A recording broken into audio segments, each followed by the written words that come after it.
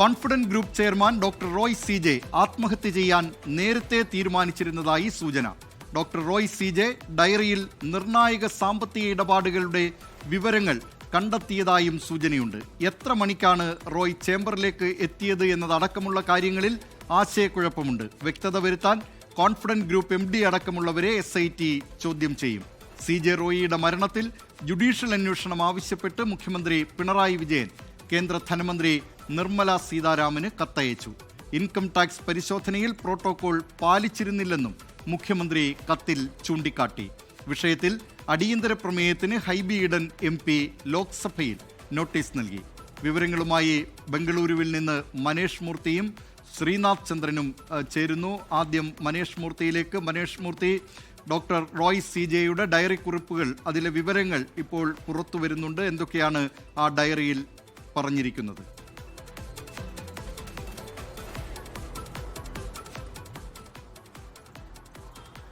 ദിലീപ് കുമാർ, വളരെ നിർണായകമാണ് doctor Roy CJയുടെ diary കുറിപ്പ് എന്നുള്ളതാണ് ഏറ്റവും പ്രധാനപ്പെട്ട കാര്യം. അതിൽ പ്രധാനമായും പറയുന്ന ഒരു കാര്യമെന്ന് പറയുന്നത് സാമ്പത്തിക ഇടപാടുകളുമായി ബന്ധപ്പെട്ടാണ്.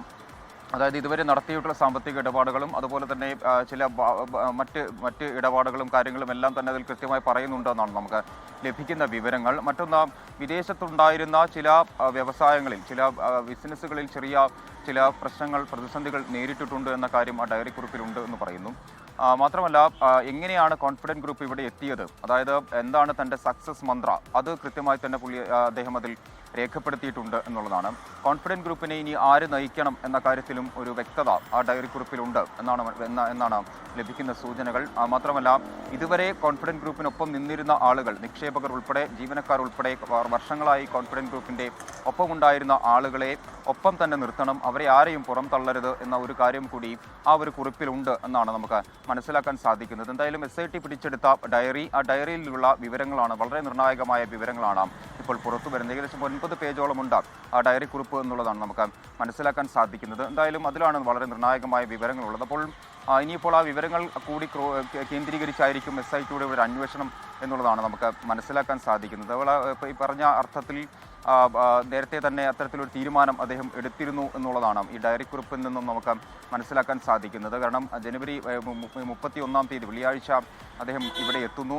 ഇവിടെ എത്തിയതിനു ശേഷം എത്തിയ സമയക്രമം സംബന്ധിച്ചൊക്കെ ചില തർക്കങ്ങൾ എന്തായാലും നിലനിൽക്കുന്നുണ്ട്. ജീവനക്കാർ പറഞ്ഞതും MD പറഞ്ഞതുമായുള്ള സമയക്രമങ്ങൾ സംബന്ധിച്ച ചില തർക്കങ്ങളൊക്കെ ഉണ്ട്. എന്തായാലും ഇവിടെ എത്തുന്നു, വളരെ വേഗത്തിൽ ജീവൻ ഒടുക്കുന്നു എന്നുള്ള ഒരു നിലയിലേക്കാണ് കാര്യങ്ങൾ എത്തിയത്. എന്തായാലും അന്ന് നേരത്തെ തന്നെ IT ആദായനികുതി വകുപ്പിൻ്റെ നിരീക്ഷണം, അല്ലെങ്കിൽ ആദായനികുതി വകുപ്പിൻ്റെ വാദങ്ങൾ എന്തായാലും SIT പ്രാഥമികമായി തന്നെ ശരിവെക്കുന്ന ഒരു നിലയുണ്ടായിരുന്നു. അവിടെ തർക്കങ്ങൾ ഉണ്ടായിട്ടില്ല, ആദായനികുതി വകുപ്പ് ഉദ്യോഗസ്ഥരുമായി തർക്കങ്ങൾ ഉണ്ടായിട്ടില്ല. 1 മണിക്കൂറോളം ചോദ്യം ചെയ്തു എന്ന കാര്യം തെറ്റാണ്. രേഖകൾ എടുക്കുക, അത് പരിശോധിക്കുക എന്നത് മാത്രമായിരുന്നു ലക്ഷ്യം എന്നുള്ള കാര്യങ്ങളെല്ലാം തന്നെ ആദായനികുതി വകുപ്പ് പറഞ്ഞിരുന്നു. അത് പോലീസിൻ്റെ പ്രാഥമിക റിപ്പോർട്ടിൽ, പ്രത്യേക അന്വേഷണ സംഘത്തിൻ്റെ പ്രാഥമിക റിപ്പോർട്ടിൽ അത് വ്യക്തമാവുന്നുണ്ട്. അതായത് ആദായനികുതി വകുപ്പിൻ്റെ ഉദ്യോഗസ്ഥരുടെ വാദത്തെ ശരിവെക്കുകയാണ്, അല്ലെങ്കിൽ ആ മൊഴിയെ ശരിവെക്കുകയാണ് ചെയ്യുന്നത്. എന്തായാലും വിശദമായ അന്വേഷണം ഇതുമായി ബന്ധപ്പെട്ട നടക്കുന്നുണ്ട്. വരും മണിക്കൂറുകളിൽ ഒരുപക്ഷെ കൂടുതൽ ചോദ്യം ചെയ്യൽ, അത്തരത്തിലുള്ള നടപടികളിലേക്കൊക്കെ പ്രത്യേക അന്വേഷണ സംഘം കടക്കുകയും ചെയ്യും. പക്ഷേ ഇതിൽ ഏറ്റവും നിർണായകമാവുക എന്തായാലും ഈ ഒരു ഡയറി കുറിപ്പായിരിക്കും, ഡയറിയിൽ എഴുതി വെച്ച കാര്യങ്ങളായിരിക്കും എന്നുള്ളതാണ് കേസിലെ ഏറ്റവും നിർണായകമായ മറ്റൊരു കാര്യം. ദിലീപ് കുമാർ, ഇപ്പോൾ ബംഗളൂരുവിൽ നിന്ന് ശ്രീനാഥ് ചന്ദ്രൻ കൂടി ചേരുന്നുണ്ട്. ശ്രീനാഥ് ചന്ദ്രൻ, മുഖ്യമന്ത്രി പിണറായി വിജയൻ, മുഖ്യമന്ത്രി ഇപ്പോൾ കേന്ദ്ര ധനമന്ത്രിക്ക് കത്ത് നൽകിയിരിക്കുകയാണ് മുഖ്യമന്ത്രി പിണറായി വിജയൻ. അതോടൊപ്പം തന്നെ പാർലമെന്റിൽ ഈ വിഷയം ഉന്നയിക്കുന്നതിനുള്ള സാധ്യതയുമുണ്ട്. ഹൈബി ഈഡൻ അടിയന്തര പ്രമേയത്തിന് നോട്ടീസ് നൽകും എന്നാണ് അറിയാൻ കഴിയുന്നത്. എന്തൊക്കെയാണ് ഇതുമായി ബന്ധപ്പെട്ട കൂടുതൽ വിവരങ്ങൾ? ശ്രീനാഥ് ചന്ദ്രൻ.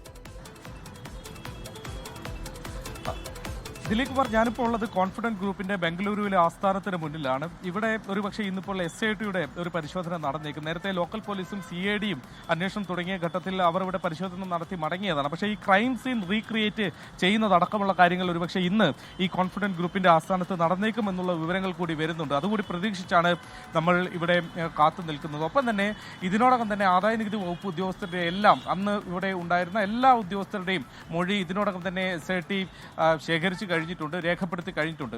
ഏതായാലും മുഖ്യമന്ത്രി പിണറായി വിജയൻ ഇതിൽ കേന്ദ്ര സർക്കാരിൻ്റെ ഒരു ഇടപെടൽ ആവശ്യപ്പെടുകയാണ്. ഒരു ജുഡീഷ്യൽ അന്വേഷണം ഈ മരണവുമായി ബന്ധപ്പെട്ട് നടത്തണമെന്നുള്ളൊരു ആവശ്യമാണ് മുന്നോട്ട് വെക്കുന്നത്. അതിൽ പ്രധാനമായും പറയുന്നത് പ്രോട്ടോകോൾ പാലിച്ചില്ല ഈ റെയ്ഡിനിടെ, ഈ പരിശോധനയുടെ, അതായത് ഇത് വകുപ്പ് എന്നതാണ് പ്രധാനപ്പെട്ട ഒരു ആരോപണം. അത് ഉന്നയിച്ചുകൊണ്ടാണ് ജുഡീഷ്യൽ അന്വേഷണം എന്നുള്ള ഒരു ആവശ്യത്തിലേക്ക് മുഖ്യമന്ത്രി എത്തുന്നത്. അതിൽ കേന്ദ്ര ധനകാര്യമന്ത്രി നിർമ്മല സീതാരാമന് ഇതുമായി ബന്ധപ്പെട്ട കത്ത് നൽകി കഴിഞ്ഞിട്ടുണ്ട്. മാത്രമല്ല പാർലമെന്റിലും ഈ വിഷയം സജീവമായി ഉന്നയിക്കപ്പെടാൻ പോവുകയാണ്. ഇപ്പോൾ ഹൈബി ഈഡനാണ് പാർലമെന്റിൽ അടിയന്തര പ്രമേയത്തിന് ഒരു നോട്ടീസ് ഇപ്പോൾ നൽകിയിട്ടുള്ളത്. അതിൽ ഏതെങ്കിലും തരത്തിലുള്ള ചർച്ച പാർലമെന്റിൽ നടക്കുമോ എന്നുള്ള കാര്യം അറിയില്ല. ഏതായാലും പാർലമെന്റിലടക്കം ഈ വിഷയം സജീവമാക്കി നിർത്താൻ കേരളത്തിൽ നിന്നുള്ള നേതാക്കൾ ശ്രമിക്കുന്നുണ്ട് എന്നതാണ് ഏറ്റവും ഒടുവിൽ നമുക്ക് മനസ്സിലാക്കാൻ വേണ്ടി കഴിയുന്നത്. അങ്ങനെ അന്വേഷണം ഒരു വശത്ത് SITയുടെ അന്വേഷണം മുന്നോട്ട് പോകുന്നു, മറുവശത്ത് പലതരത്തിലുള്ള സമ്മർദ്ദം, ഈ അന്വേഷണം ജുഡീഷ്യൽ അന്വേഷണം വരെ വേണം എന്നുള്ള തരത്തിൽ സമ്മർദ്ദം കേരളത്തിൽ നിന്ന് മുഖ്യമന്ത്രിയുടെ നേതൃത്വത്തിൽ തന്നെ ചെലുത്തുന്നു എന്നത് ഏറ്റവും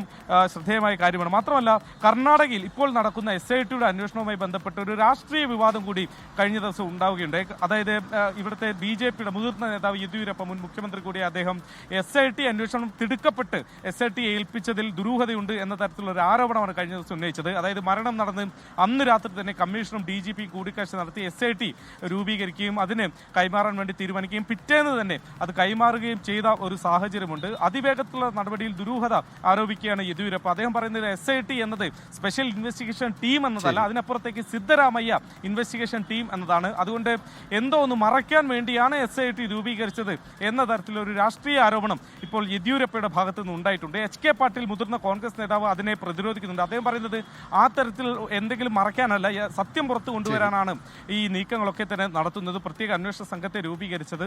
മാത്രമല്ല കോൺഗ്രസുമായി ബന്ധിപ്പിക്കാനുള്ള, ഡോക്ടർ റോയിയെ കോൺഗ്രസുമായി ബന്ധിപ്പിക്കാനുള്ള ശ്രമങ്ങൾ ശരിയല്ല, അദ്ദേഹം ഏതെങ്കിലും രാഷ്ട്രീയ പാർട്ടിക്ക് വേണ്ടി പ്രവർത്തിച്ചു എന്ന തരത്തിലൊക്കെയുള്ള വിവാദങ്ങൾ അനാവശ്യമാണ് എന്ന തരത്തിൽ HK പാട്ടീലിന്റെ ഒരു പ്രതികരണവും വന്നിട്ടുണ്ട്. അങ്ങനെ റോയിയുടെ അന്വേഷണം ഒരു വശത്ത് നടക്കുമ്പോൾ മറുവശത്ത് ഈ അന്വേഷണത്തെ ചോദ്യം ചെയ്തുകൊണ്ട് ദുരൂഹത ആരോപിച്ചുകൊണ്ട് ഒരു രാഷ്ട്രീയ വിവാദം കൂടി ഇപ്പോൾ കർണാടകയിൽ ഉയർന്നു വരികയാണ്. ദിലീപ് കുമാർ.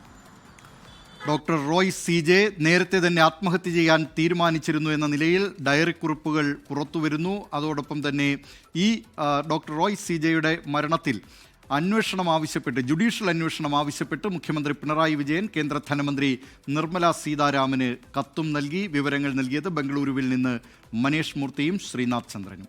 ലോകത്തെവിടെയായാലും ഏത് സമയത്തും 24 വാർത്തകളും ഓഗ്മെന്റഡ് റിയാലിറ്റി പാക്കേജുകളും എക്സ്പ്ലെയിനറുകളും വിശദമായി കാണാൻ ഞങ്ങളുടെ YouTube ചാനൽ നിങ്ങൾക്ക് സബ്സ്ക്രൈബ് ചെയ്യാം.